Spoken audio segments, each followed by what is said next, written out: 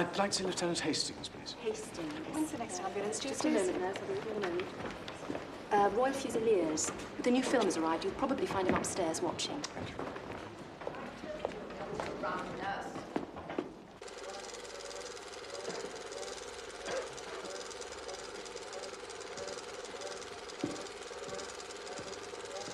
Excuse me, Lieutenant Hastings. There's a gentleman to see you. Right, thank you.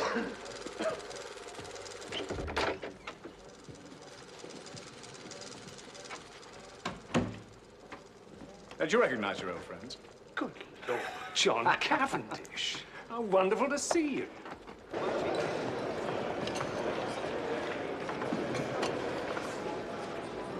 I tried to join up, but they said I was too ancient. What about your brother Lawrence? Is he practicing medicine yet? Well, he wasn't until the war. I don't know why I bothered to qualify. Then they made him go to work at the local hospital. He's still writing, though. Anything published? Stories, poems, bits and pieces in magazines. I suppose you heard Mother married again. Good heavens, no, I didn't know that. Some fellow turned up on the pretext of being Evie's second cousin or something. You remember Evie? Evie? Evie Howard. She's the mother's factotum companion, jack of all trades. Great sport, old Evie. Must have been after my time. Well, anyway, this fellow Ingltorp turned up, and about a month later, the mater suddenly announced that she and Alfred were engaged. I mean, he must be 20 years younger than she is. Good Lord. Difficult situation for all of you. Difficult. It's damnable.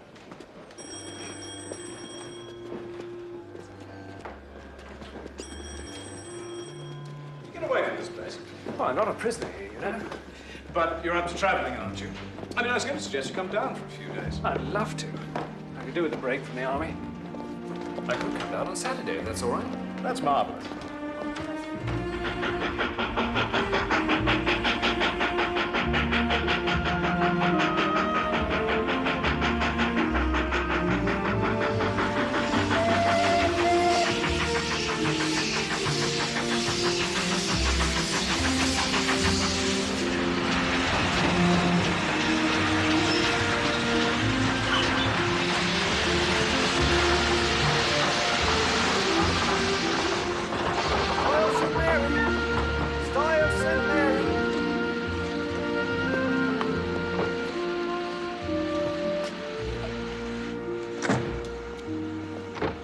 Hastings. John, good of you to be here.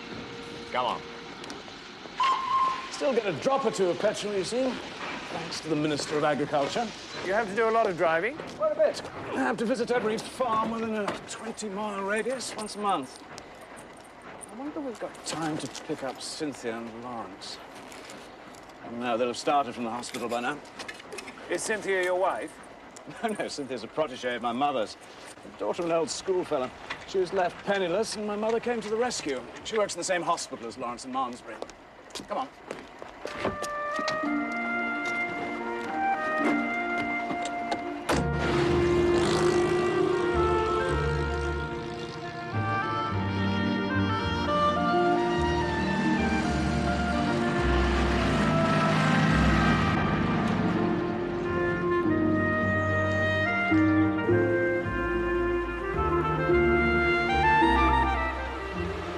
I'm afraid you'll find it very quiet down here. My dear fellow, after the joys of France, that's just what I want.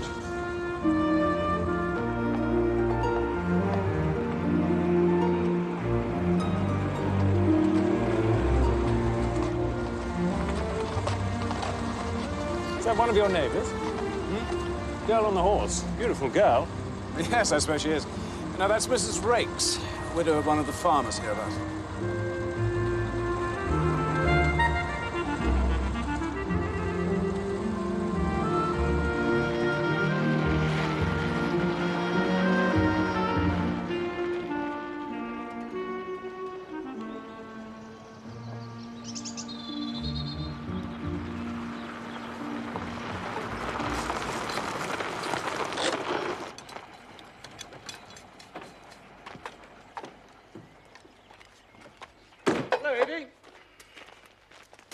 Here's our wounded hero.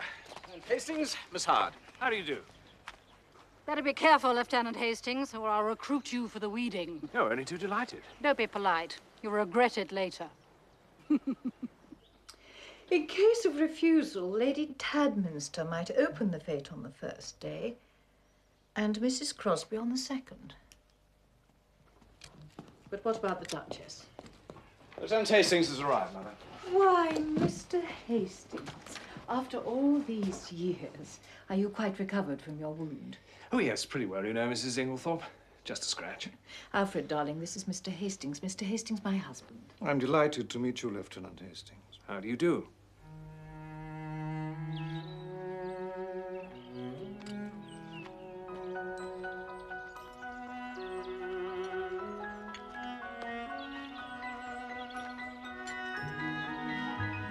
Mary. Lieutenant Hastings.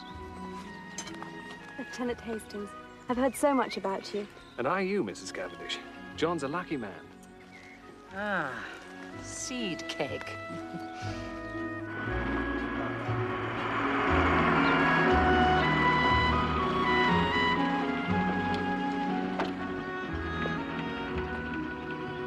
Bye, Cynthia. Bye. Bye, Lawrence.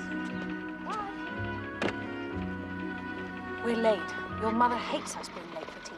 She just likes to get us all on parade. Emily? Oh, well, one keeps busy, you know. Comforts for the troops, armament drives. How many events have we got arranged over the next 3 months, Alfred? 3 bazaars and 2 fetes, is, and of course, the sale of work. You know, my dear, I'm sure that cushion is damp. Oh. Allow me. There. That's better, dearest. Can't have you sitting on damp cushions, can we? You're so thoughtful, Alfred. Dash good seed cake. Thank you, Dorcas. Ah, yes, Cynthia. You're very late today, Cynthia. Oh, I know. I'm sorry. The bus was late. This is Mr. Hastings, Miss Murdoch. How do you do? Where's Lawrence? Oh, he's just gone upstairs. He'll be down in a minute. He'd better hurry up. There won't be any cake left. I've got a cousin who's nursing. She seems to spend most of her time placating the sister. Oh, they're terrifying. You've no idea. But I'm not a nurse, thank heaven. I work in the dispensary. Oh. How many people have you poisoned? Oh, hundreds. Don't talk such nonsense, Cynthia, please.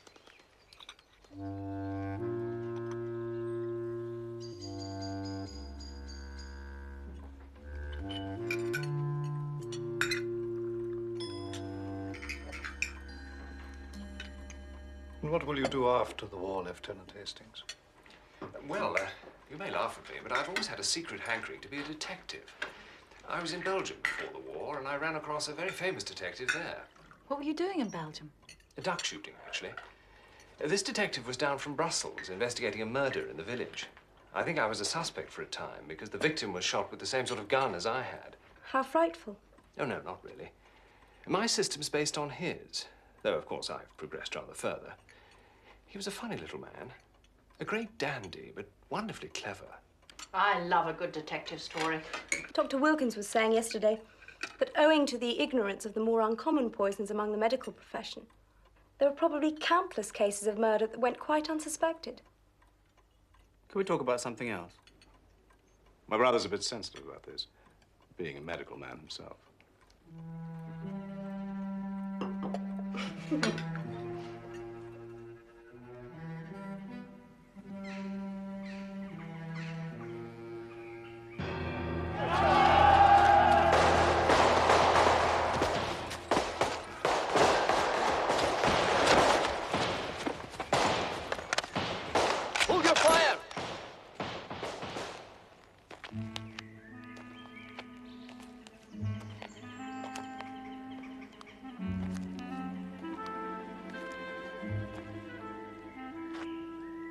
Another example of the English bucolic beliefs, Anagalis arvensis. In English, the scarlet pimpernel. It is believed that when this flower is open, it is a sign of a prolonged spell of the fine weather. It is seldom seen open in this country. Something the matter, Monsieur Van der Stadt? He wants to know why we have to speak English all the time. He finds it tiring. Because, Monsieur Van der Stadt, in this country, we are the guests. If we are to gain the confidence of the natives, We must learn their ways. You men, where are the rest of your platoon? They're dead, sir. At least, they said they wasn't, but the umpire said they had to be. Well, get rid of these civilians anyway.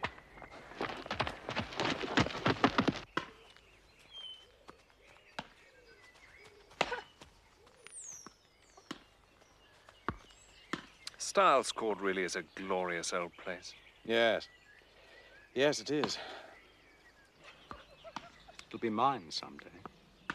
And our house in London, too. I managed to persuade Mother that Inglethorpe's got no right to them, no moral right, anyway.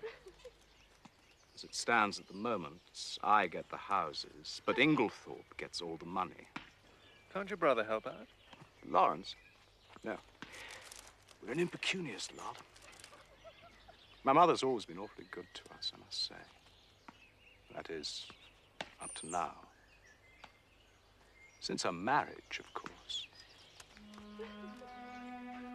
Come on, let's go back to the house.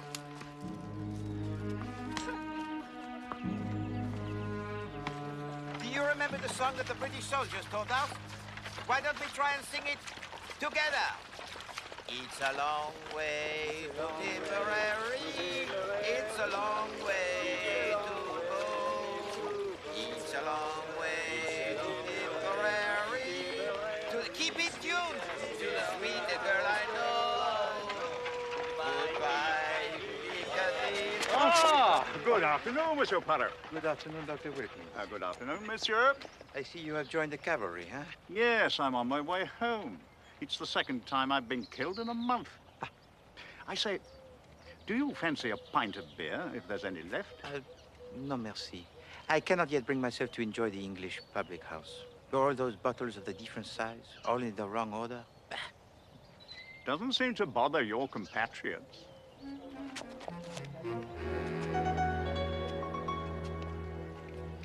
What is the use? I try to instill in them a sense of order and method. Always they disappear into the public house.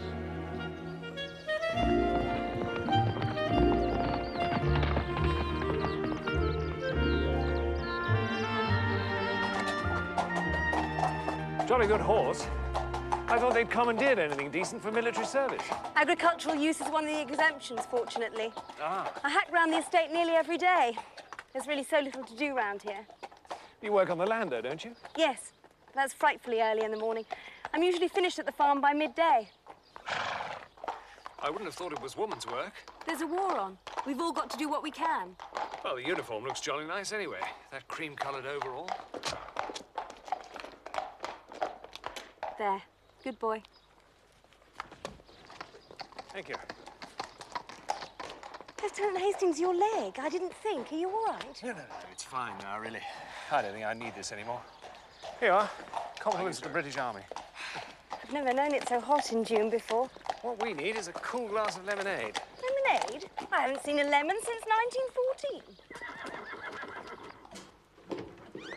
Game of tennis later? Love to. Mary Hastings, come into my study for a moment, will you? What's the matter?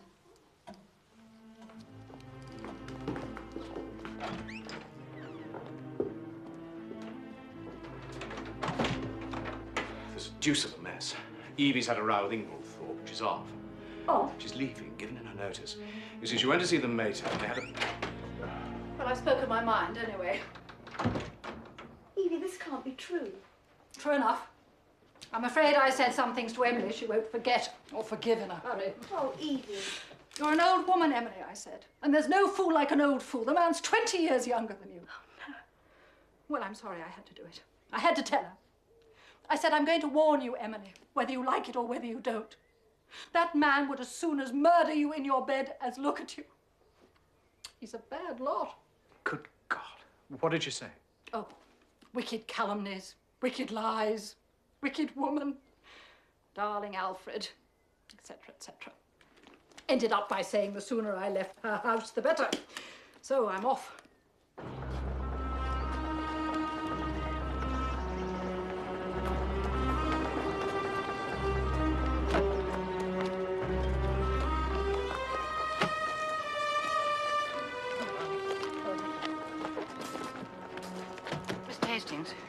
you're honest, I can trust you. Oh. Look after her, Mr. Hastings, my poor Emily. There are a lot of sharks, all of them. Of course, I'll do everything I can, Miss Hart. I only ask you to keep your eyes open. Above all, Mr. Hastings, watch that devil.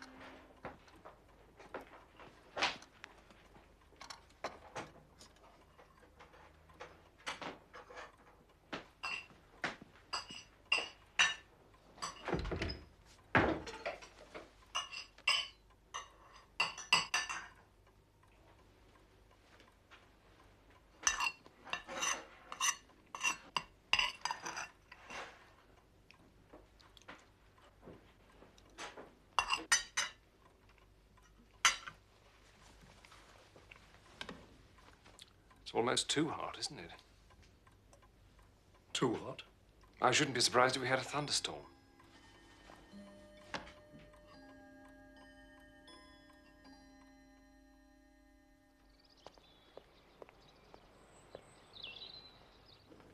That'll be 2 and 3, please, sir. And don't you go telling anyone about that, sir. There's them round here who do mortal murder for that much cocoa in 1 week. I am very grateful to you, Madame Dainty. And I give you my word that I will be the soul of discretion. Thank you, sir. Thank you. Madame Dainty, has it ever occurred to you to organize the goods by the country of origin? Well, no, I can't say it has. Oh, you will be amazed, Madame. Now, let me see. North, south, east, west. Yes, the spices which come from the Orient we could place over there by the door, which represents the east, huh? Voila! All you would need to remember is from where came each article to lay your hand on it quickly and with efficiency. I can do that already, sir. And anyway, as far as I'm concerned, everything comes from the wholesaler in Malmesbury. Ah, yes, Madame Dainty, but you... Half a dozen stamps, please. Very good, sir. Hastings? Good Lord. Monsieur Poirot. It is indeed mon ami Hastings. I was talking about you only the other day. Oh, mon ami, mon ami.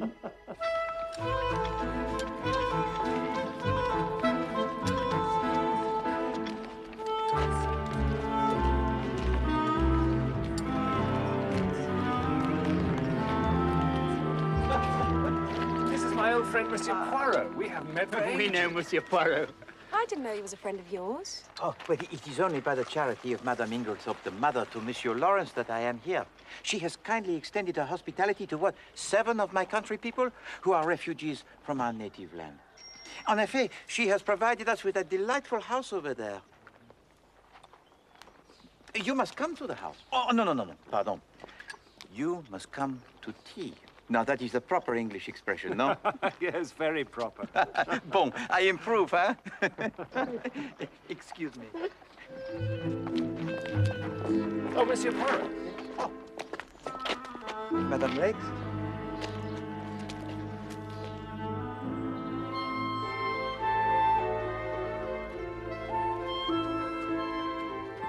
I've told you before. It's none of your business. It is my business. Not content with carrying on a sordid affair with this woman, I now find you are squandering large sums of money on her? It's not a large sum of money. It's a love, anyway. No. My mind is made up. And you need not think that any fear of scandal between husband and wife will deter me. I have read you and known you. I have given you a roof over your head, and this is the way you will pay. He's such a dear little man. You've been entertaining a celebrity unawares.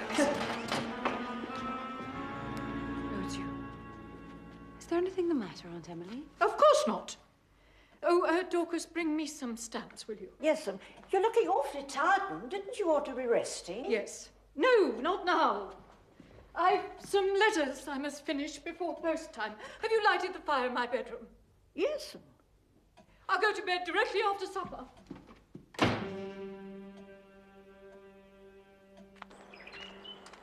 Then you won't show it. My dear Mary, it has nothing to do with it. Show it to me then. I tell you, it is not what you imagine. It does not concern you in the least.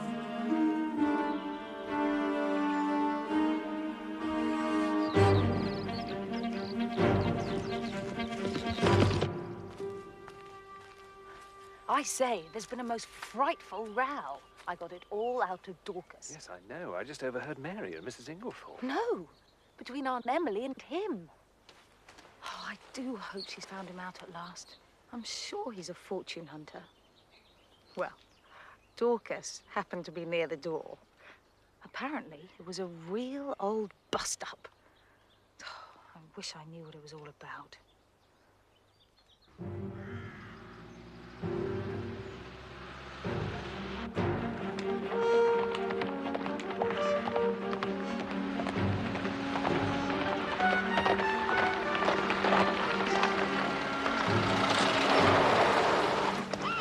Where are you going? Just down to the village. You're going to see your precious Mrs. Rakes, aren't you? For God's sake, Mary. I warn you, John. I'm not going to stand for this much longer.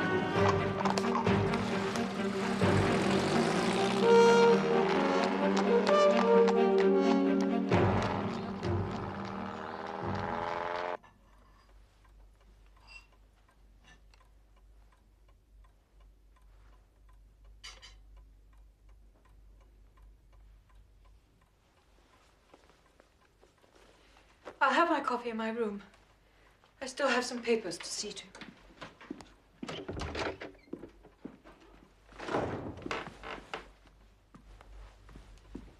I read in the newspaper that the 1st American Division's are due in France next week. Will you take Mrs. Inglethorpe her coffee, Cynthia?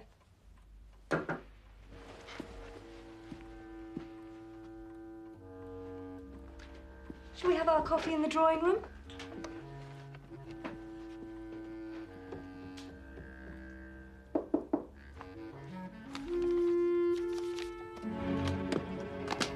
Come in. Put it by the bed, dear. I'm turning in soon, too. I'm exhausted. I'll take some sleeping powders. Just light the lamp before you go. Yes. It'll be dark soon.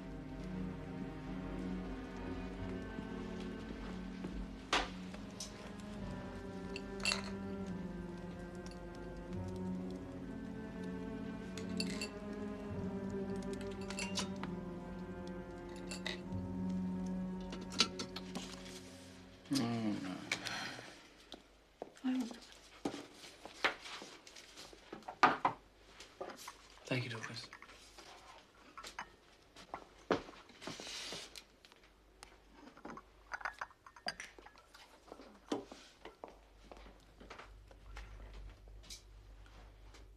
I have to go down to the village to see our agent about those estate accounts.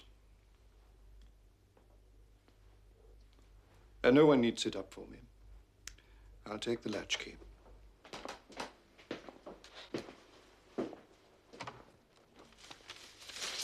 Dashed funny time of night to go and see Denby.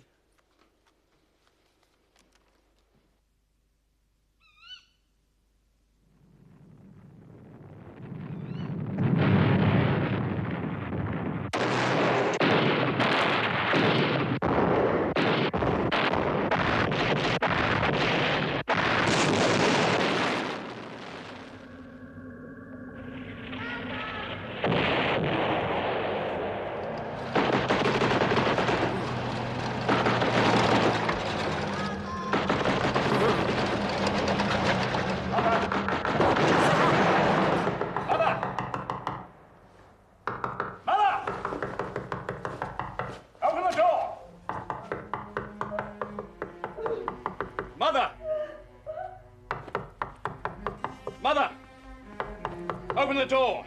What are we going to do? Mother seems to be having some kind of fit. She's locked herself in, though. Try going through Mr. Inglethorpe's room, sir.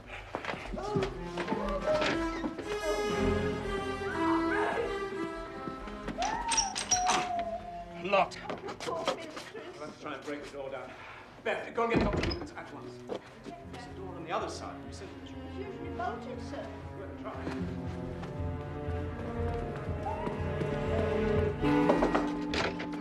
Mary! Oh, have you got the door open yet? No. That one's locked too.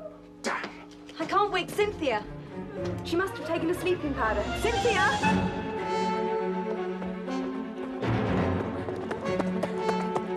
Try here. 1, 2, 3.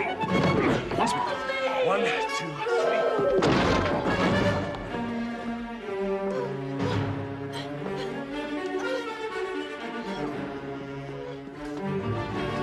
Mary, get some brandy from the dining room. Look at you. I've managed to wake Cynthia. You're all right. I took a sleeping powder. What's the matter? Oh, better now. Very sudden. Stupid of me. Stupid of me to lock myself in. It's all right. It's all right. Feeling a little better now.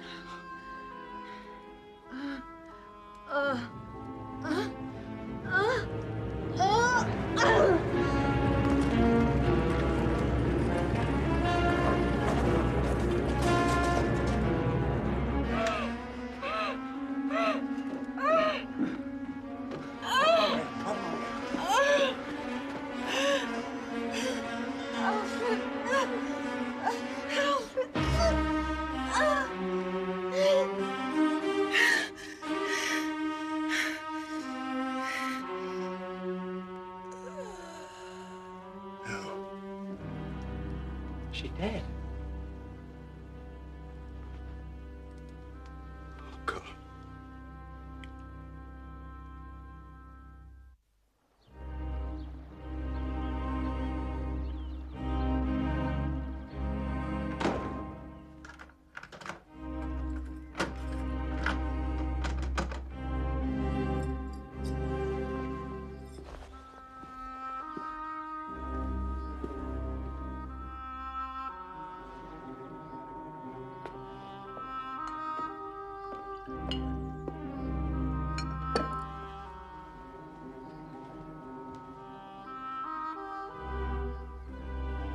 Where is Mr. Inglethorpe?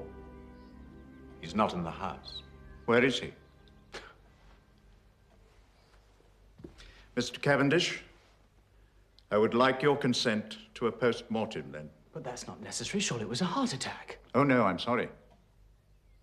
Mrs. Inglethorpe showed classic symptoms of strychnine poisoning. That can't be.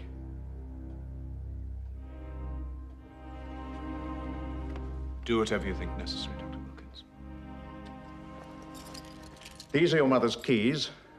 I've locked both the rooms. I suggest they remain locked for the time being.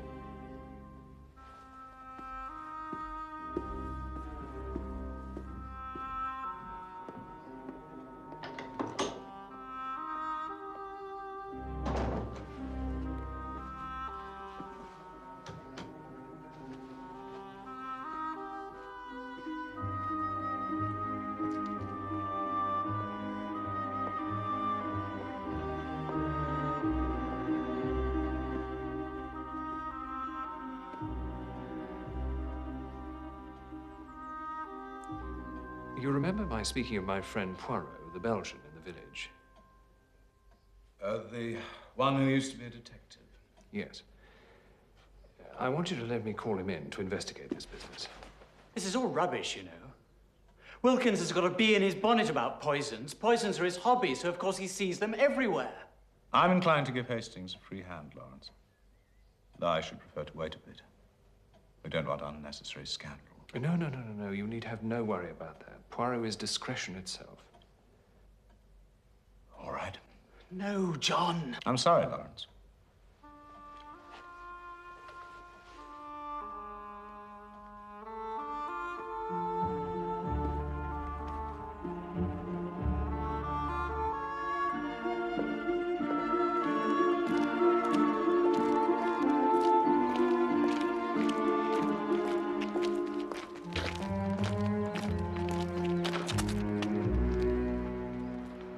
God, this is terrible, my poor wife.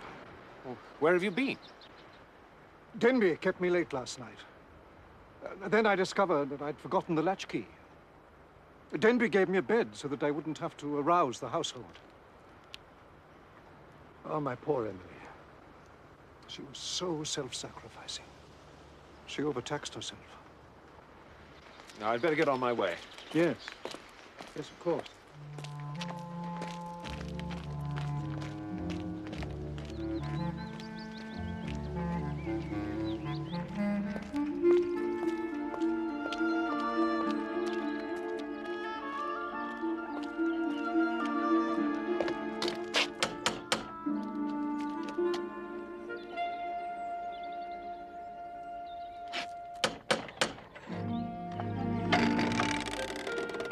Oui? Monsieur Poirot, good morning. Ah, Hastings. You rise early? Mrs. Inglethorpe is dead. One moment.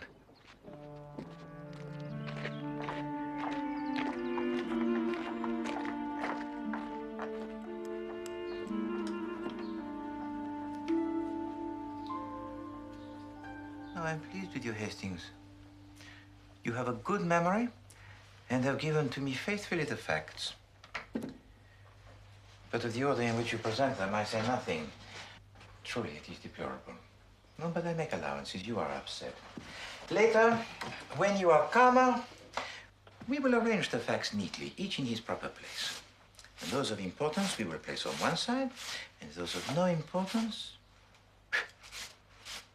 we blow them away. But whatever allowances I make, I cannot escape the fact that you have omitted one piece of evidence of the paramount importance. Oh, what's that? You did not say to me if Madame Inglethorpe ate well last night. Well, as far as I can remember, she hardly ate at all. She was obviously upset, and it had taken away her appetite. I see. Yeah?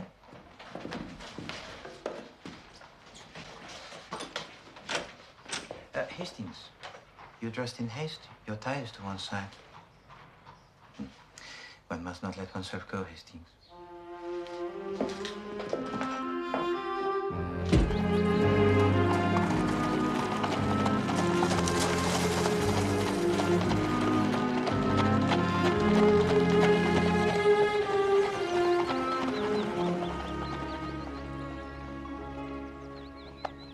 Why did you want to know if Mrs. Inglethorpe ate well last night? The contention at the present is that Madame Inglethorpe died of the strychnine poisoning. No? It looked like it to me. Bon. At what time did Madame Inglethorpe retire for the night? Oh, very early, about 8 o'clock. And yet the symptoms did not manifest themselves until 5 in the morning. 9 hours. Now, a heavy meal taken at about the same time as the poison might retard its effects, but hardly to that extent. And you say to me that Madame Inglethorpe ate very little for supper. Yes. One of those curious little facts, mon ami. We put it here.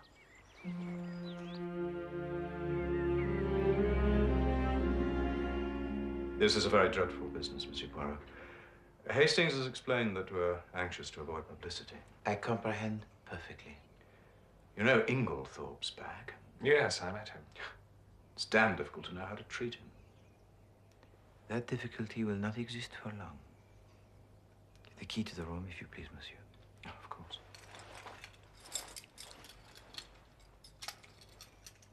Merci.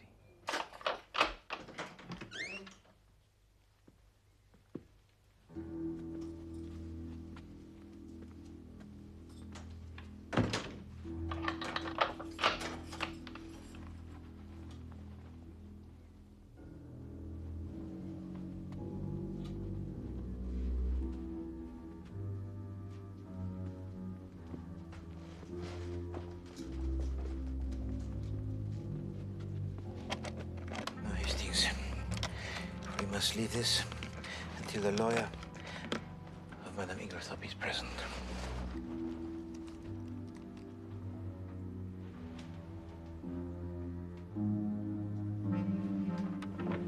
This goes through to Cynthia's room.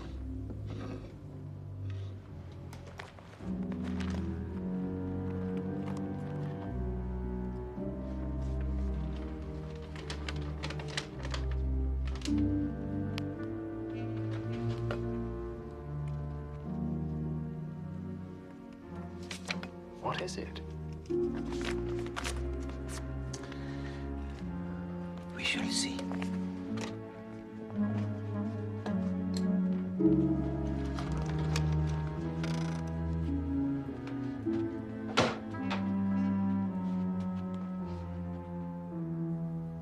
I think that this is cocoa, mon ami, but we must send it for analysis.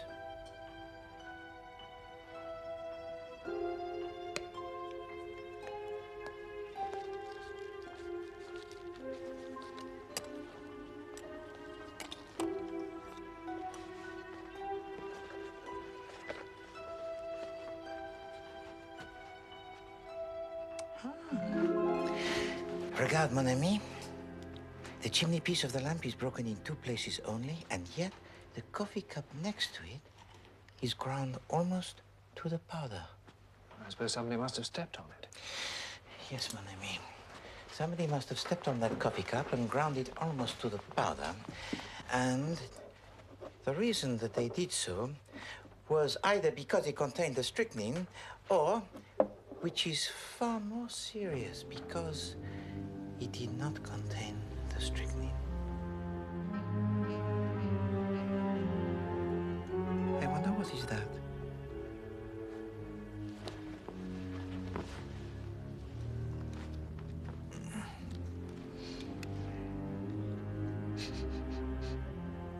This, I think, is a coffee stain that is quite fresh. Eh bien, Hastings, we have in this room now 6 points of interest. Shall I catalogue them, or will you? Oh, well, you. Very well. Number 1, a coffee cup that is ground almost to the powder.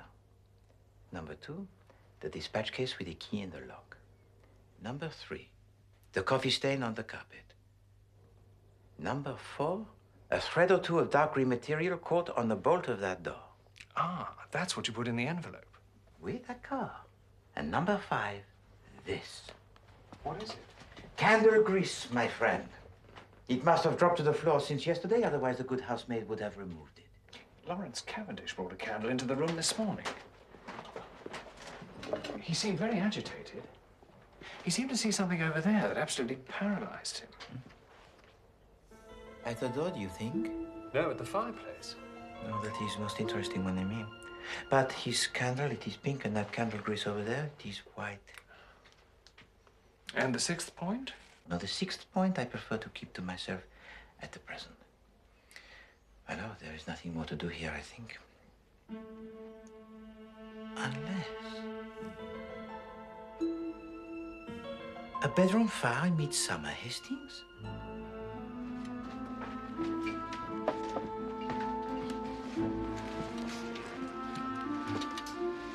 The fire warms, but it also destroys.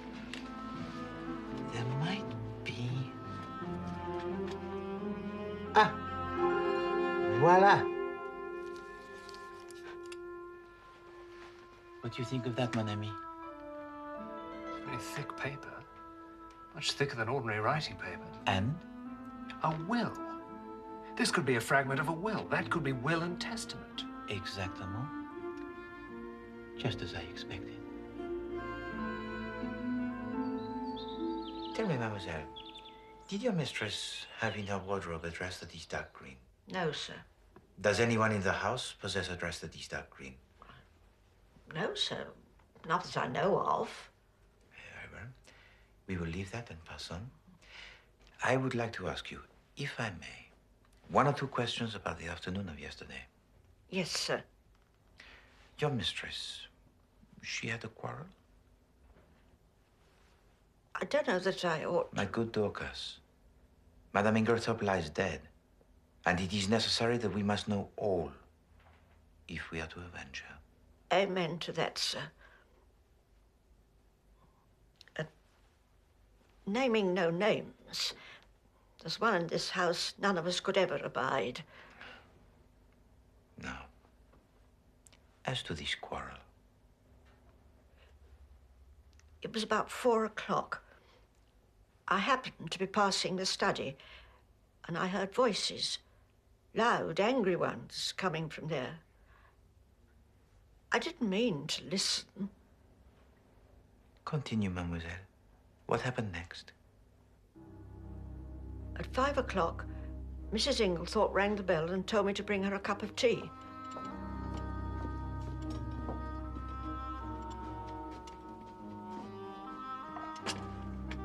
She looked dreadful, sir. Your tea, Mum? I've had a great shock, Dorcas. I'm sorry for that, Mum. I don't know what to do. Scandal between a husband and wife is a dreadful thing. These few words and everything's changed. Never trust a man, Dorcas. They're not worth it.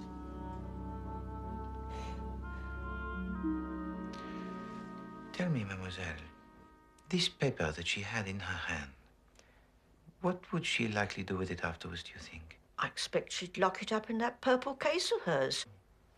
If it was important. I see. Tell me, mademoiselle, do you think it likely that your mistress would have taken a sleeping powder last night? Not last night, sir. I know she didn't. She took the last dose of her tonic, but she never took a sleeping powder. How is it that you are so positive? The box was empty, sir. She took the last one 2 days ago, and she didn't have any more made up.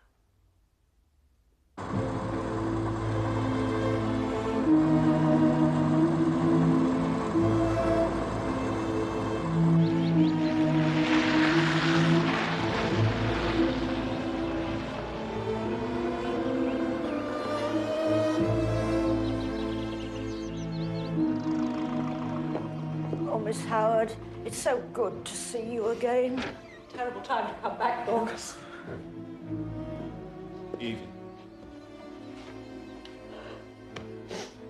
Started the moment I got the wire.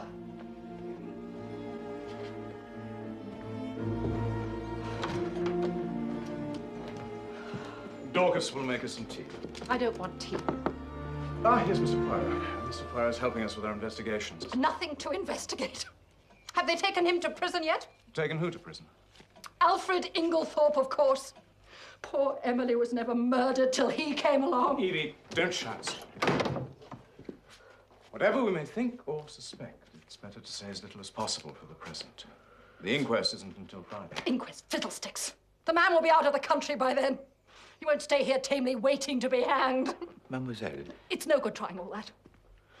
Mr. Alfred Inglethorpe is going to hang, even if I have to drag him to the gallows myself.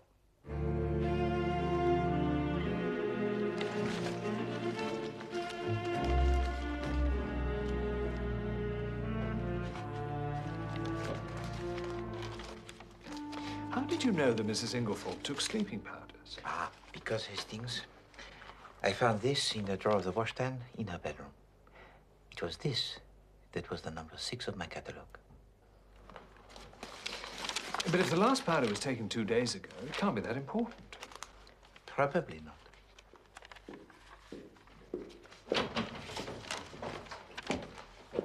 Mr. Poirot, my mother's lawyer's here. I don't know if you'd like to talk to him. He's also the coroner, you understand? Yes.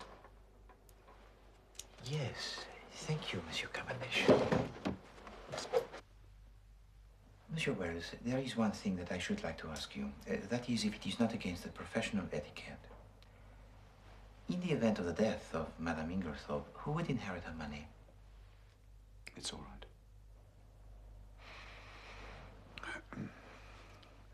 By her last will, dated 2 months ago, she left this and her house in London to her eldest son, Mr. John Cavendish. The remainder of her fortune goes to Mr. Inglethorpe. Yeah, and suppose that unknown to you, she made a new will. It's always possible, of course. There was a new will. What? Where is it now?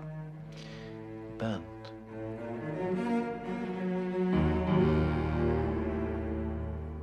What extraordinary coincidence. My mother should have made a will on the very day of her death. Are you so sure it's a coincidence? What do you mean?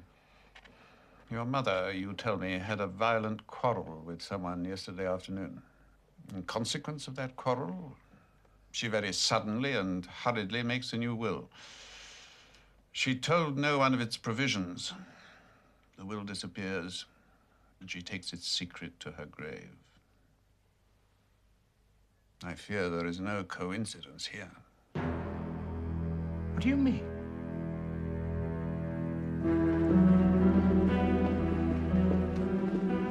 You've got the keys still, haven't you, Mr. Poirot?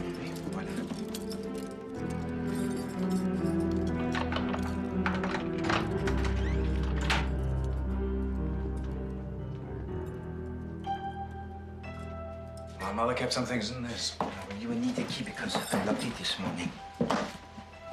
It's not locked now. Milton, c'est impossible. But I have had the key in my pocket for all of the day. Une affaire. This lock, it has been forced.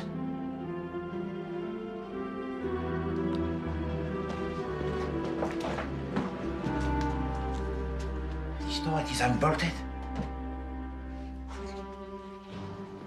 Why? When? Now, there must have been something of great importance in that case. Something that connected the murder with the crime. What? That I do not know.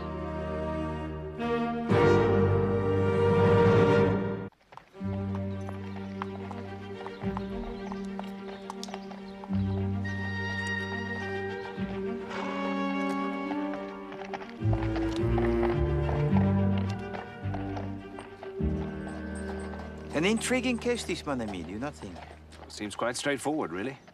Everything seems to be tied up with Mrs. Inglethorpe's money. And her two houses, Hastings. Well, yes. They go to John, and everything else goes to her husband. But then they had that dreadful row, the one that Dorcas overheard, and Mrs. Inglethorpe changes her will. And what about her two sons, Hastings? Oh, no, I don't imagine they're involved. No, what happens is, Inglethorpe finds out that the will has been changed, leaving everything to her son rather than him, and poisons her. And the new will she has made? He burns it. That was the scrap of paper we found in her bedroom grate. You have a good grip on this affair, Hastings. Grasp. Yes?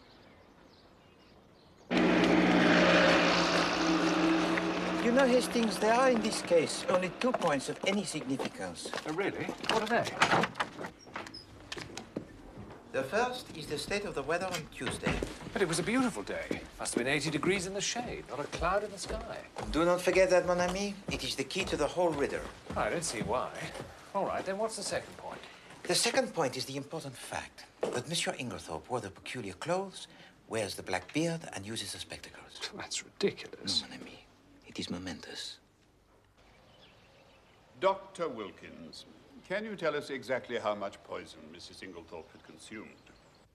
Judging from the amount recovered, Mrs. Inglethorpe had ingested about 3/4 of a grain of strychnine, possibly a grain. I took a sample of the cocoa remaining in the cup in Mrs. Inglethorpe's room. There was no strychnine in it. Then you consider it more likely that the drug was administered in her after-dinner coffee, and that, for some reason unknown, its action was delayed? Yes. But the coffee cup was so completely smashed, there was no possibility of analyzing its contents. It seems to me that my mother's death may be accounted for by natural means. Really? Well, my mother was, for some time before her death, taking a tonic containing strychnine. That was dealt with in previous evidence. But is it not possible that she may have taken an overdose of the medicine by accident? I think not, Mr. Cavendish. The maid, Dorcas, has already told us she had only 1 dose left on the day before her death. I should be obliged if you would tell us all you overheard of the quarrel the day before Mrs. Inglethorpe's death. I overheard? Yes. I understand you were sitting, reading on a bench outside the open window of the study. Is that not so? Yes. Will you repeat what you overheard of the quarrel? I really don't remember hearing anything. Do you mean to say you did not hear voices? Well, yes. I heard the voices, but I didn't hear what they said. Not one stray word or phrase? Yes, I remember. Mrs. Inglethorpe said something. Something about causing a scandal between husband and wife. She sounds as if she's trying to hide something. That is true, Hastings. Call Mr. Mace. And is of some interest.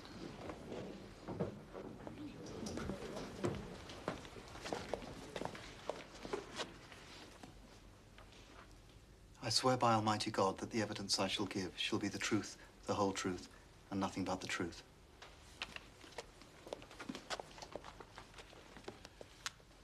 Mr. Mace, as a qualified dispensing chemist with a shop in the village of Stylesu and Mary, have you lately sold strychnine to any unauthorized person? Yes, sir. When was this? Monday, the 18th of June, at about 6 o'clock. Will you tell us to whom you sold it? Yes, sir. It was Mr. Inglethorpe. He said it was to poison a dog. He signed the poison book and everything.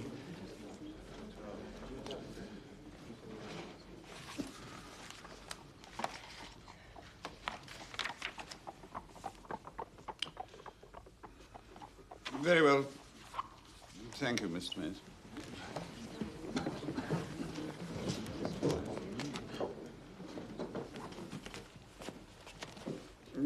Call Mr. Alfred Inglethorpe.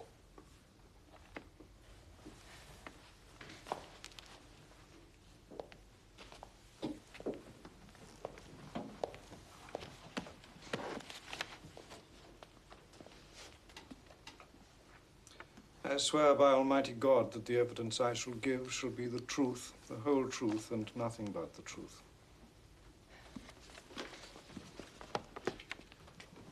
Are you Alfred Inglethorpe? Yes. On Monday evening last, did you purchase strychnine for the purpose of poisoning a dog? No, I did not. There is no dog at Styles Court. Do you also deny that you signed this register? Yes.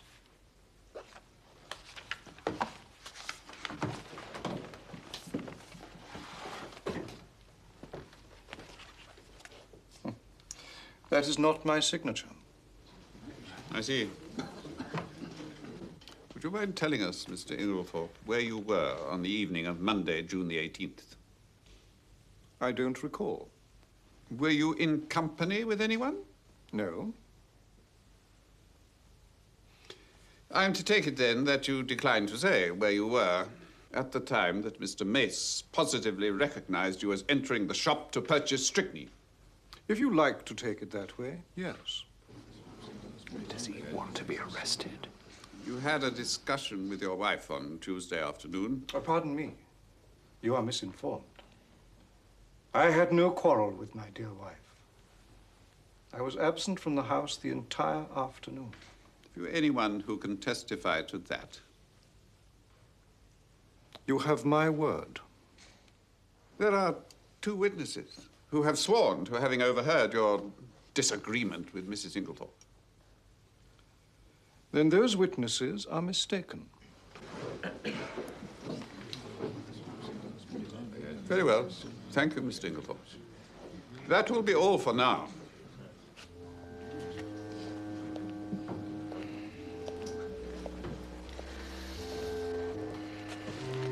Members of the jury. He's put a noose right round his neck.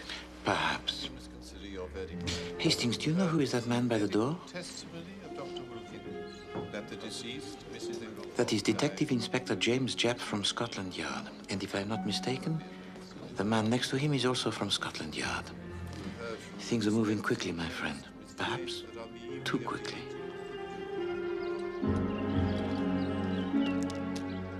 Gentlemen of the jury, how do you find? Willful murder by some person or persons unknown. And is that the verdict of you all? It is.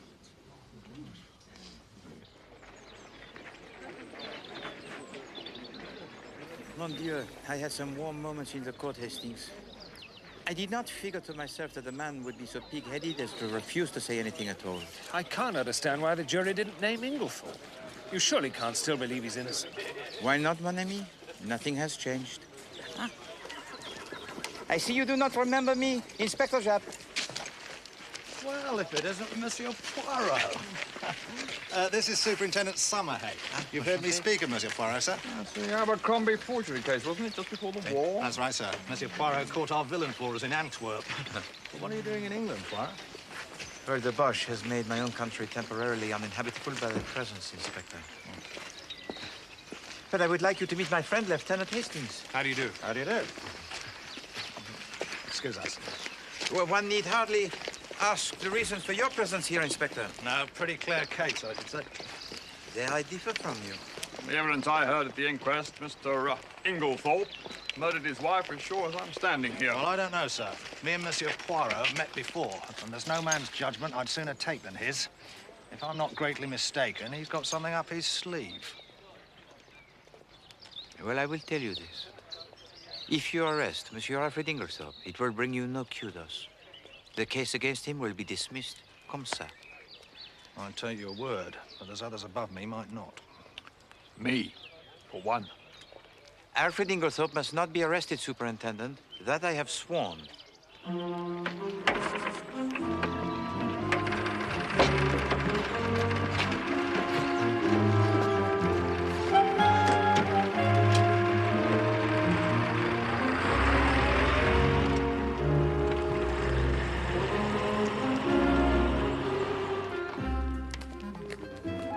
Have you ever been to New York, Hastings? New York? No. No. It is a beautiful city. Beautiful. There, each street is at right angles to each avenue, and each avenue is numbered nicely. First, second, third, fourth. Man is in command there. But here, how does one live with the fact that, au fond, nature is untidy, uncontrolled, anarchic, inefficient? That's what I like about it. Hastings, did it not strike you as peculiar that Monsieur Lawrence Cavendish has suggested that his mother might have been poisoned by accident? Oh, it seemed quite a natural suggestion for a layman to make. But he is not a layman. You have told me yourself that he has a degree in medicine. Yes, that's true. I'd forgotten about that. And then there is also Madame Cavendish. What did you make of her attitude? Well, it seems inconceivable that she should be shielding Inglethorpe, but that's what it looked like. Oui, d'accord. A great deal that was peculiar showed itself today. Where are we going, Poirot? To see the beautiful Madame Rex, Hastings. Oh, she's an absolute corker, you know.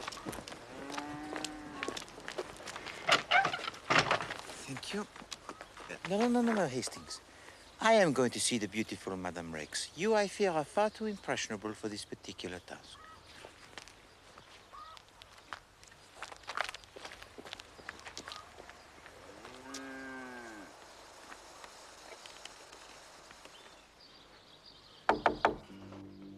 Who's that? I don't know. I'll go the back way.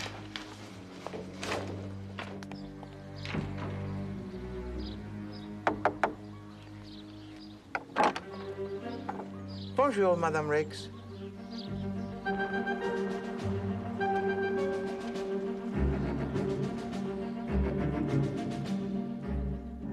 We'd like you to come into Malmesbury with us, Mr. Inglethorpe. Malmesbury? To the station. You're arresting him, are you? About time, too. We'd just like Mr. Inglethorpe to answer a few questions, madam. Mesdames. One moment, if you please, Inspector Japp. Now, you just leave well alone, Mr. Poirot. Sorry, Monsieur Poirot. I understand.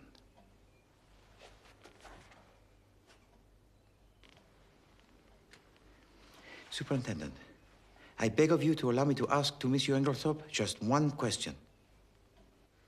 Go on, then. Thank you, Superintendent. Monsieur Ingltorp, do you still refuse to say where you were at 6 o'clock on Monday afternoon? Speak.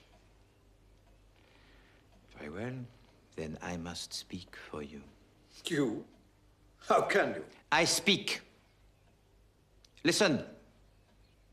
I, Herkula Poaroa, affirm that the man who bought the strychnine poison on Monday afternoon at 6 o'clock was not Alfred Ingltorp. For at 6 o'clock on that day, Monsieur Alfred Ingltorp was at Tadminster.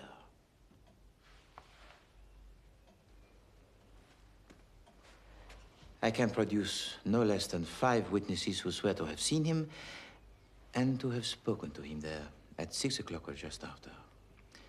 And as you may know, Tadminster is at least 8 miles from the village. My word, Poirot. You're the goods. Didn't I tell you so?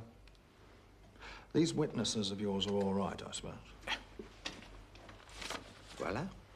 I have made a catalogue of them, names and addresses. You will find them all perfectly genuine. They even include the charming Madame Rakes. Didn't I tell you so?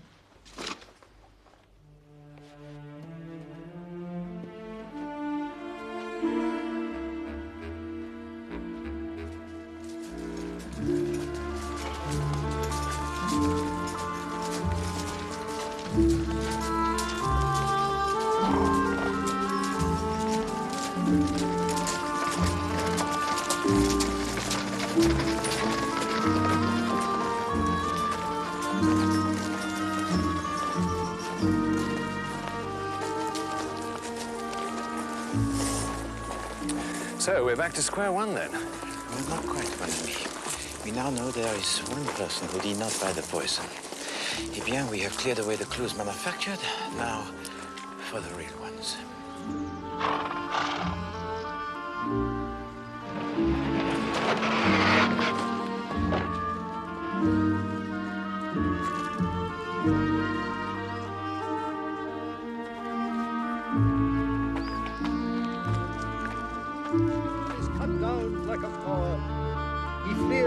As it were a shadow, and never continueth in one state.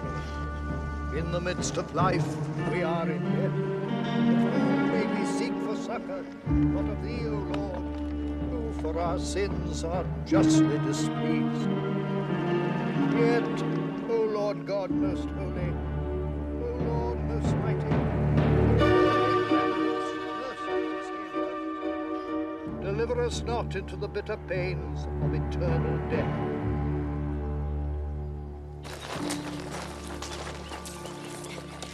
Lieutenant Hastings, sir. Yes, Dorcas. I know this is hardly the time or the place, but you remember this foreign gentleman particularly asked if my mistress or anyone else in the house had got a green dress? Yes, go Well, on. I've just remembered. What the young gentleman used to call a dressing-up box.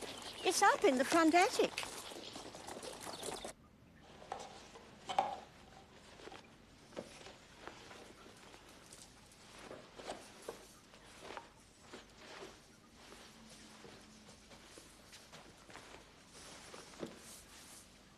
This is green. No, it is too dark. Good Lord. Huh? Hold it up to your face, Hastings.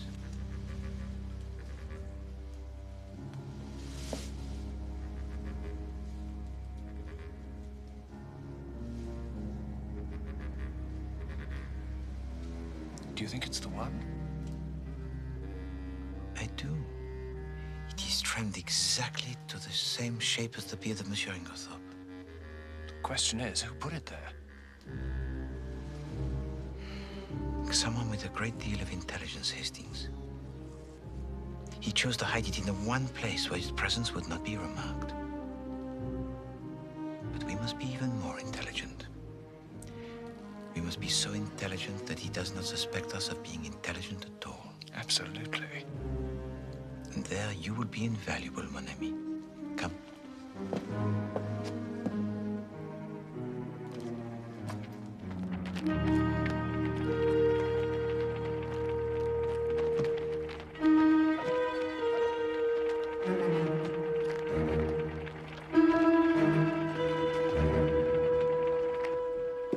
Well, he took the hint at last.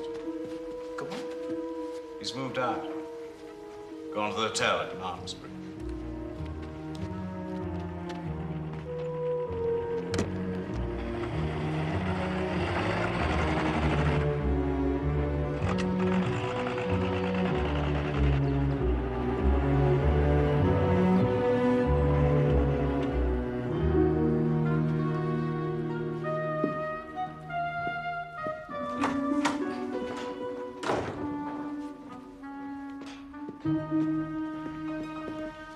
Oh, Lieutenant Hastings. Hello, Cynthia. Just the man I was looking for. I want to talk to you. Can I steal him away from you, Mr. Poirot? Steal him away? Ah, pardon, yes, by all means, Mademoiselle Murdoch. Hastings, how I envy you, huh? To be stealed away by such a charming young lady. Excuse me.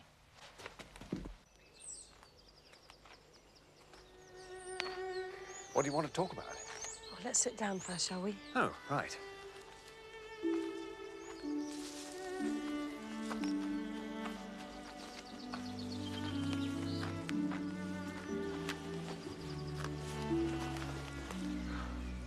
Lieutenant Hastings, you've always been so kind. And you know such a lot. Oh, well, you know. I want to ask your advice. You see, Aunt Emily always said I should be provided for. Well, I suppose she forgot. Or didn't think she was likely to die. Anyway, I'm not provided for. I don't know what to do. Do you think I ought to go away from here? Oh, good heavens, no. They don't want to part with you, I'm sure. Well, Mary does. She hates me. Hates you? I don't know why. And he can't bear me either. Oh, well, now, there I know you're wrong. John's very fond of you. Oh, yes, not John. I meant Lawrence. Not that I care whether Lawrence hates me or not. Still, it's rather horrid when no one loves you, isn't it? But they do, Cynthia. I'm sure you're mistaken. There's John and Miss Howard. Lawrence never speaks to me if he can help it. And Mary can hardly bring herself to be civil to me. And well, I don't know what to do. Oh.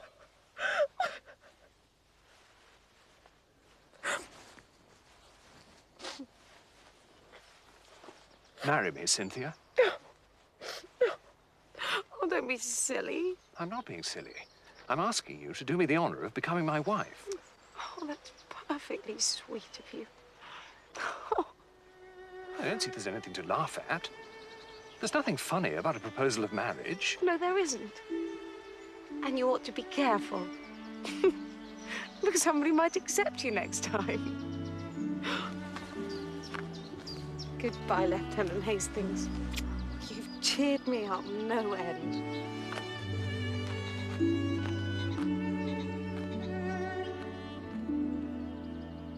I don't know. Perhaps I just don't understand women or something. No, I'm just joking, of course. It's Inspector Sharp.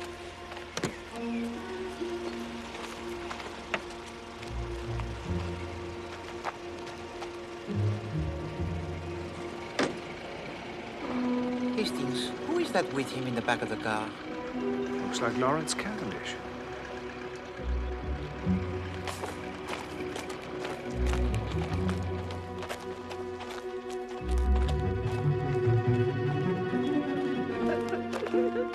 What's the matter, Dorcas? Those wicked detectives. They've arrested Mr. Cavendish. Arrested Lawrence? No, not Mr. Lawrence. Mr. John.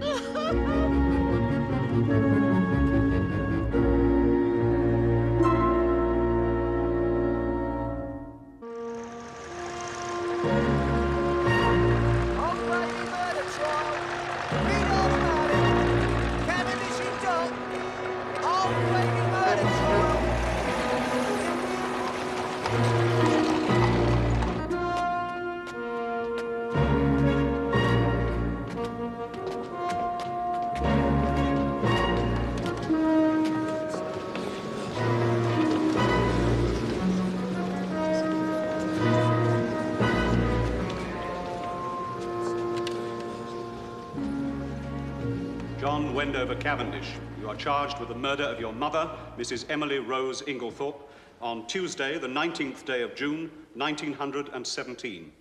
How do you plead? Not guilty. Members of the jury, as you all know, willful murder is a hanging matter. And the murder which you will hear described is a most horrible, premeditated, and cold-blooded one. The poisoning of a fond and trusting woman by her own son. The accused and his wife lived in some luxury at his mother's house, Stylesu Court. Entirely supported by her, Mrs. Inglethorpe had been their kind and generous benefactress. I will call witnesses to show how the prisoner was at the end of his financial tether. You will also hear how the accused had been carrying on an intrigue with a certain Mrs. Rakes, a local farmer's widow, and how he had plotted to get his mother to make a will in his favor, and how, when he believed that she had changed that will, he murdered her and destroyed the new one. I cannot bring myself to listen to any more of this, Hastings. It sounds very bad, n'est-ce pas? It'll probably sound better when the defense gets going. I don't know how Mary Cavendish compared to sit there. Ah, well, she is one of those women who show at their best in adversity. Her jealousy and her pride have... Jealousy? Oh, yes. Have you not yet realized, Hastings, that Madame Cavendish is a woman of unusual jealousy? You overheard the fragment of conversation that she had with her mother-in-law? When she demanded that Madame Inglethorpe show to her something? Yes. Madame Cavendish believed that the letter her mother-in-law was concealing was proof of the infidelity of her husband, John. But she was wrong, Hastings. There was no such letter. What Madame Inglethorpe had discovered was that her son, John, had loaned to Madame Rakes, and I heard this from Madame Rakes herself, Hastings, had loaned her a large sum of money in order that Madame Rakes might purchase the freehold of a cottage. You deny that there was anything improper in your relationship with John Cavendish? Yes. I see. Did you receive money from Mr. Cavendish? No. You also deny, then, that Mr. Cavendish gave you a cheque for £200 on the 21st of June last? That was a loan. Thank you, Mrs. Rakes. I have no further questions, my lord. Very well, Mr. Phillips. That seems a convenient time to adjourn. The court will rise.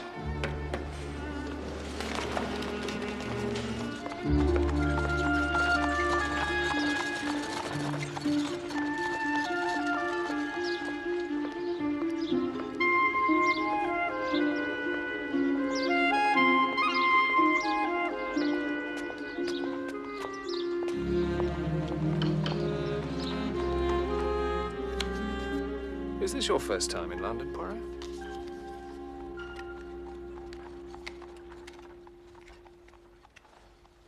Mrs. Inglethorpe must have been very wealthy with this beautiful house and Stylesu Court. Are you going to be doing this all day? I steady my nerves, that is all. This employment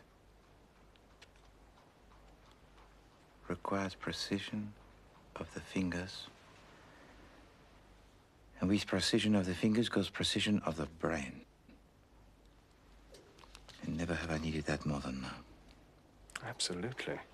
I can build a house of cards 7 stories high by placing one card on top of another with a mathematical precision, huh? But I cannot find the last link in this so mysterious case.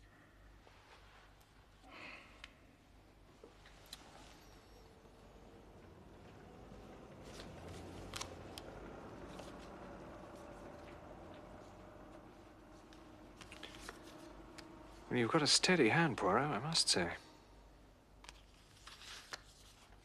I think I've only ever seen your hand shake once. On an occasion when I was enraged, no doubt. It was in Mrs. Inglethorpe's room, just after we discovered that the locks on the dispatch case had been forced. Ah, yes. You stood by the mantelpiece, rearranging the ornaments, as you always do, and your hand shook like a leaf. Because I was enraged. I was enraged that... Oh, mon Dieu! What is it? I have an idea that is all, but... Mon Dieu! A garage! A garage! For the love of heaven, madame, direct me to the garage! Someone must drive me! I must hire a car immediately!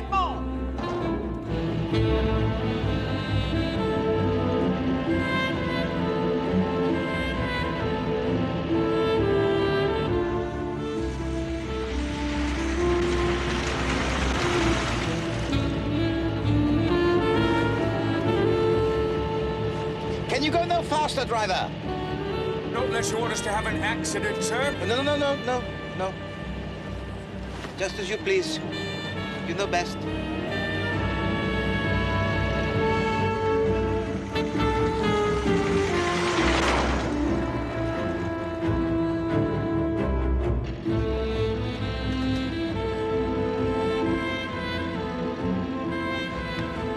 The correct position for your hands on the steering wheel is 10 minutes to 2, is it not?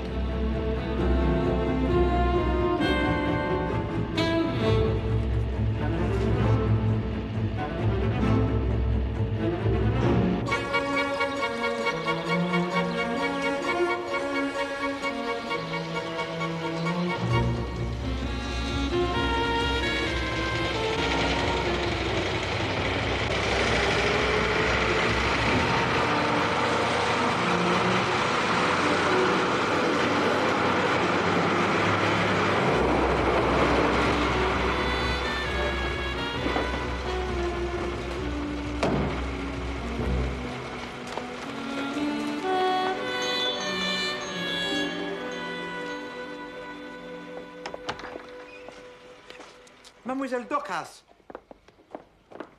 Tell me, mademoiselle, has anyone been in the bedroom of Madame Ingltorp since we left the house? No, sir, it's locked, and we all kept a good lookout on it. Good. Mr. Poirot? Yes? Keys. Thank you.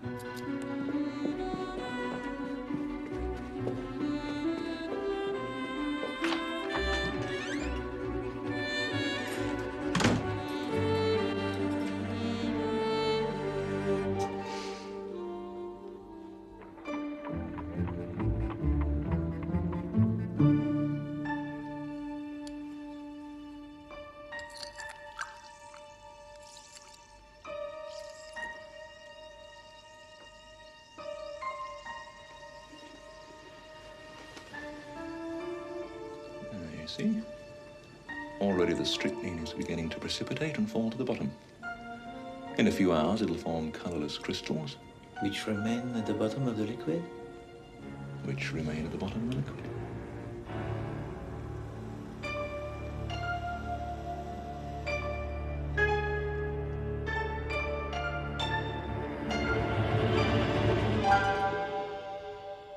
Inspector Japp, when in the course of your investigations you searched the bedroom of the accused at Styles Court, did you find anything? I did. Will you tell the court what you found? In the chest of drawers in Mr. Cavendish's room, underneath some clothing, I found a small poison bottle. It was empty. Will you produce Exhibit D?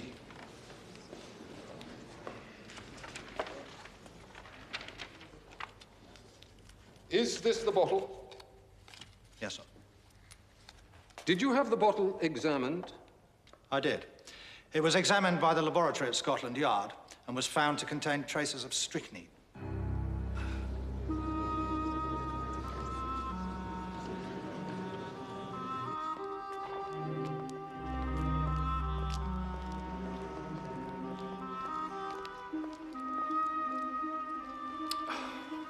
Where is he? He telephoned earlier to say he'd be back in London this evening. He asked me to arrange for everyone to be here. What did he mean? I don't know. Oh, it really is too bad of him. Here he is now.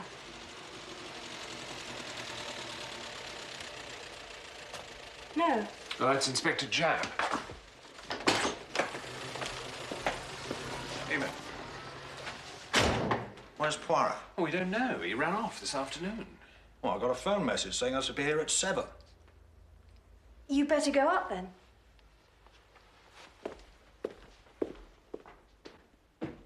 I haven't had my tea yet, you know.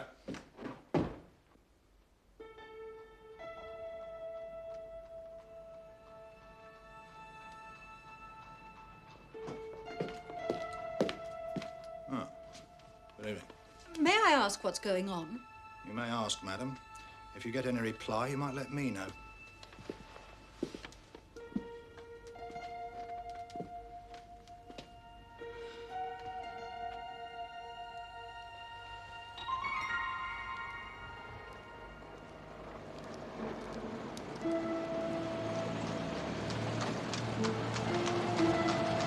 Here he is.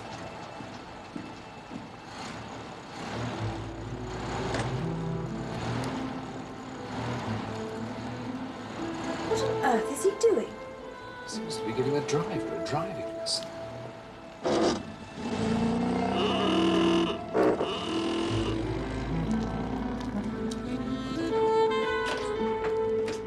Where on earth have you been, Poirot? Good evening, Hastings. Good evening, Madame Cavendish. We are assembled, yes?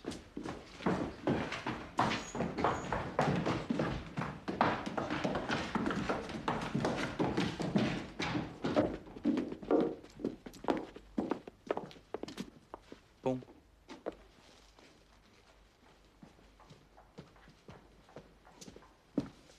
Please. We are all assembled, yes? With one exception. Pardon, but I must ask you all to wait a few moments longer for the arrival of Monsieur Ingltorp. If that man comes into the house, I leave it. Oh, no, Mademoiselle Howard, you must not do this.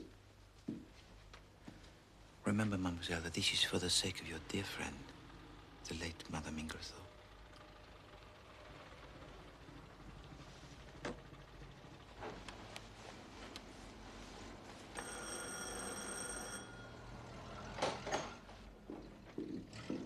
Why have I been summoned? What's going on? Wish I knew, old boy.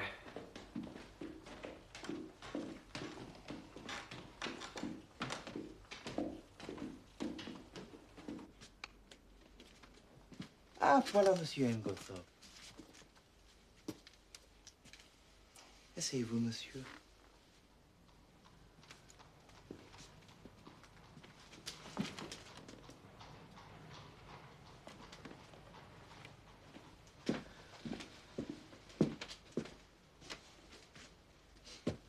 Mesdames et messieurs, good evening. As you all know, I was invited to investigate this case by Monsieur John Cavendish, who tonight, in his prison cell, awaits the verdict of the jury. I at once examined the bedroom of the deceased, and I found several things indicative. To take first, a fragment of dark green material. I found it caught on the bolt of the communicating door between that room and the room of Mademoiselle Cynthia. Now, for a long time, I did not recognize it for what it was, this material. It was a piece torn from a green land armlet. At Styles, there was only one person who worked on the land, Madame Cavendish. Therefore, it had to be Madame Cavendish who entered the room by that door. But that door was bolted on the inside. When I examined the room, Hastings, yes. But in the first place, we only have the word of Madame Cavendish to say that the door was locked. And in the confusion that followed, there was ample time for her to bolt it again. No, I am convinced that Madame Cavendish was actually in the room when the deceased was taken ill. Her reasons for entering the bedroom of Madame Ingltorp are to do with her terrible jealousy. For she had learned of the existence of a letter, but it was this letter that she had confronted Madame Ingltorp about, and which she believed would show the proof of the infidelity of her husband with Madame Rakes. At that moment, she was quite literally mad with her jealousy, mad enough to creep into the bedroom of her mother-in-law in order to retrieve that paper.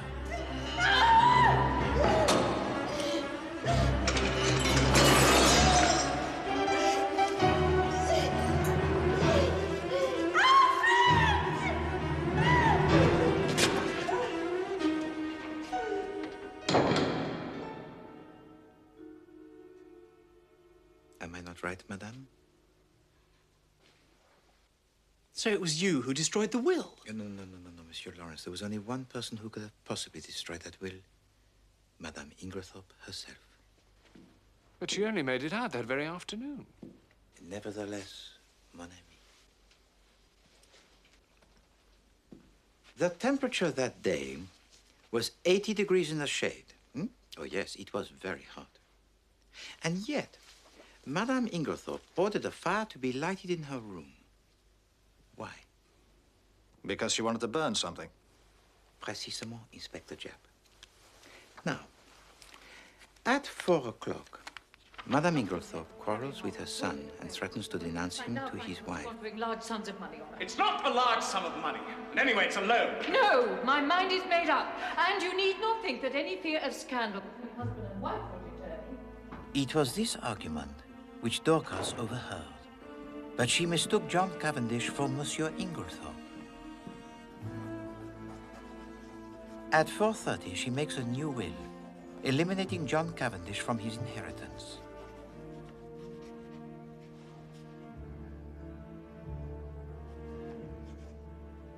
Now I must conjecture, but I believe my conjecture to be correct. She writes a letter to her lawyer, Monsieur Wells, asking him to call on her to finalize the new will. She finds she has no stamps in her desk. So she goes to the desk of her husband to see if he has any stamps. It is locked. So she opens it using her own key. She discovers a paper. That very paper that Madame Cavendish believed to be the written proof of the infidelity of her husband, John, but was in fact far more serious. Is this really necessary?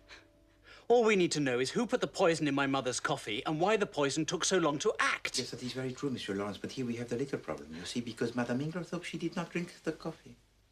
What? No. The stain on the carpet was the coffee. She must have spilt it before she could drink it. But feeling in need of a hot drink, she heated up a cocoa and drank that. If the strychnine wasn't in the coffee, and we know it wasn't in the cocoa, where was it? Now I will pose to you the little question. What third medium was there readily to hand? A medium so suitable for the disguising of the strychnine that it is absolutely extraordinary that no one has thought of it. Hastings? I've no idea. No. Inspector Japp. Her medicine. Somebody put strychnine in her tonic. No, there was no need, Hastings. It was already there. The strychnine that poisoned Madame Ingltorp was the same strychnine prescribed quite legitimately by Dr. Wilkins. The addition of bromide to a solution containing strychnine precipitates all the strychnine into colorless crystals which fall to the bottom of the mixture. It is likely that the last dose is fatal. Someone added her sleeping powders to her tonic. Yes, Inspector. But the last link in the chain was a paper one, huh? But it was not a will. You see, our murderer wrote a letter. And that letter accepted. There was nothing to connect the murderer with the crime. But Madame Ingltorp found the letter, locked it in her dispatch case, and took it to her room. It became essential that that letter should be retrieved.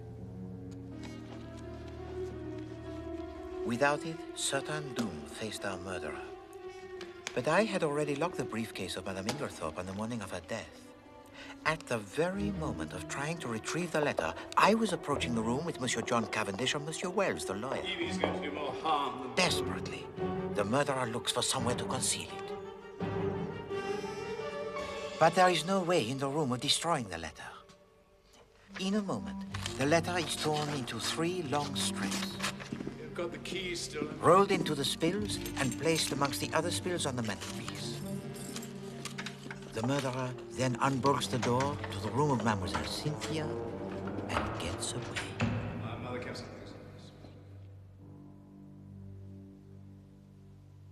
And there, mes amis, they remained until they were found by Poirot. Oh, yes. The little gray cells have done well today.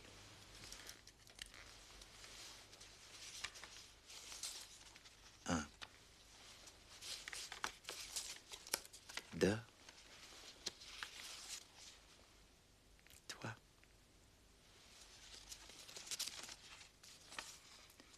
Tonight is the night. There is a good time coming once the old woman is dead and out of the way. No one can possibly bring home the crime to me.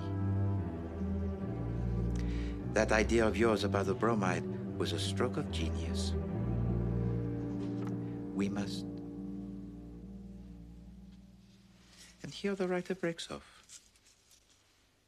It must warm your heart to know that your lover thought so fondly of you that he could not bear but to bring himself to write to you at this so important moment. Mademoiselle Howard. He? It's nothing to do with me. Oh, but it is everything to do with you, mademoiselle. Did I omit to read the greeting on this letter? Forgive me.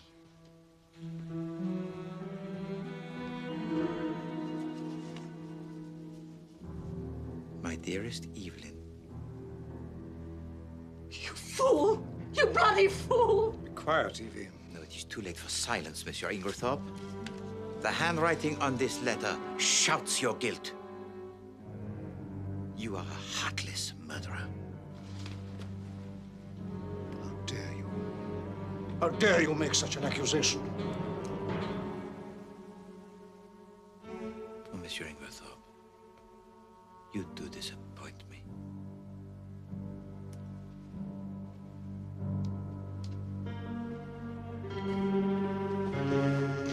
All right. We love each other.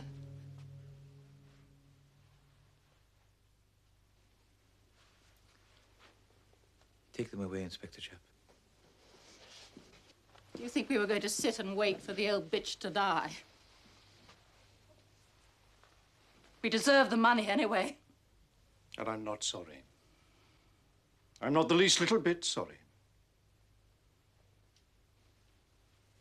Mr. Inglethorpe, madam.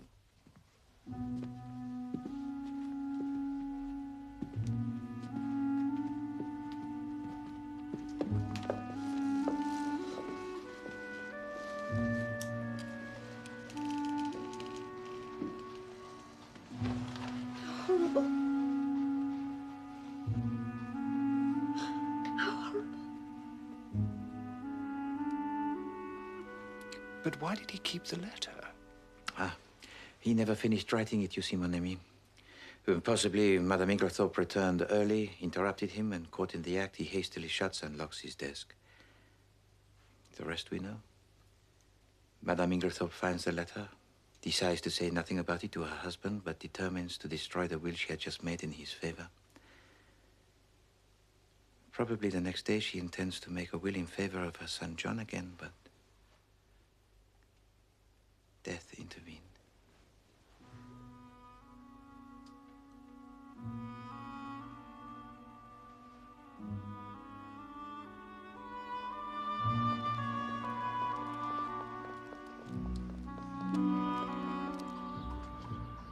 I can't tell you how awful it's been, Monsieur Poirot. I've had the worst 6 weeks of my life. I never for one moment believed you did it. Inspector Japp and the whole of Scotland Yard believed it, Hastings. poor mother. It's all over now. It's a good thing we had Monsieur Poirot. I really don't know how to thank you, Monsieur Poirot. It was nothing, monsieur. I thought I was done for. You must learn to have faith in Poirot. Monsieur Poirot. Madame. Come on, John. I want to hear everything about it.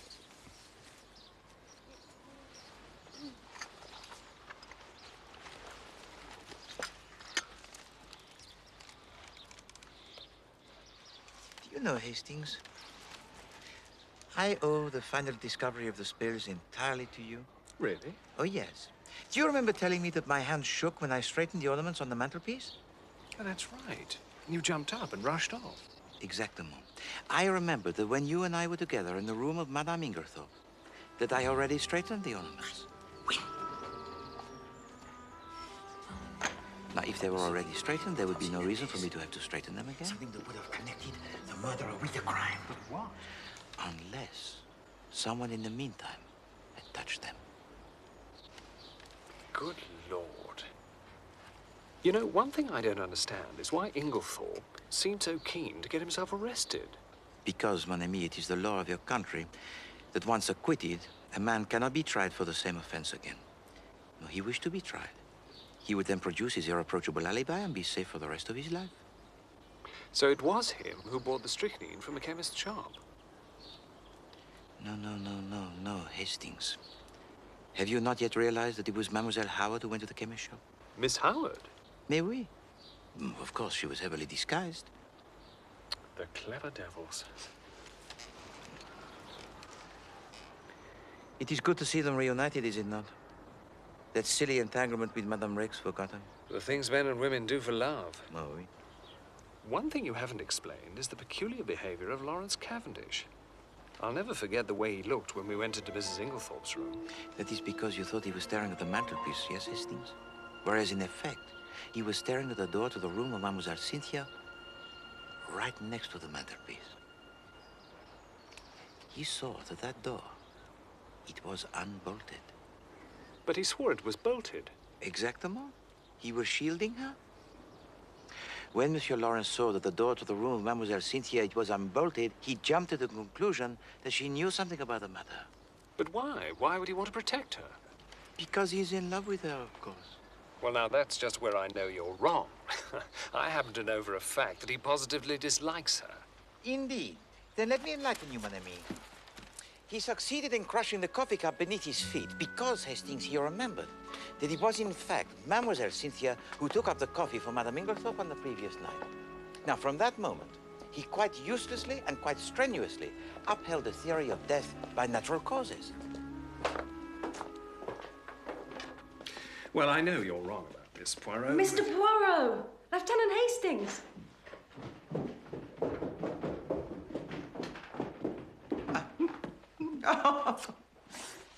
Oh, you're both such dear men. Well, we want to tell you something. We? You are both to be offered congratulations, is that not so? Congratulations? Well, Cynthia and I are to be married. When are Mary and John? Oh, they're, Come on.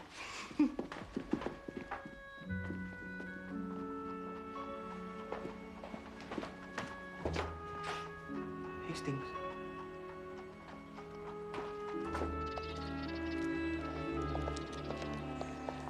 What a wonderful girl.